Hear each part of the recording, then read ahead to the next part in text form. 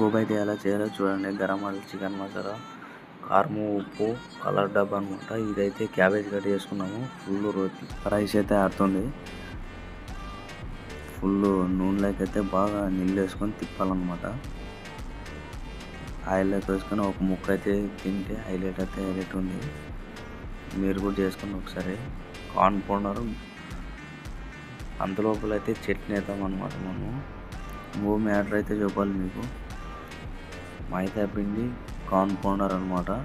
అదైతే full mix అయితే చేయాలి. అవి రెండు ఉంటే చాలు. అందులోపల అయితే ఒక టీ అయితే తాగాం. టీ తాగి అయితే మనం పని అయితే మొదలు పెడతాం అనమాట. ఈ చలికి పైనకి అయితే రూమ్కి అయితే మాకు కడుక్కునేకి అయితే పోయినామన్నా. తిన్నాం. అన్న తర్వాత ఫుల్ అయితే తిని అయితే అలసిపోయినాము. గోబీ అయితే చూడండి ఎలా చేస్తున్నా. ఈరోజు బ్లాగ్ అయితే ఇంతే అనమాట. నచ్చితే లైక్ కొట్టండి, లేదంటే దెంగేయండి. అంతే ఇంకా. Bye guys.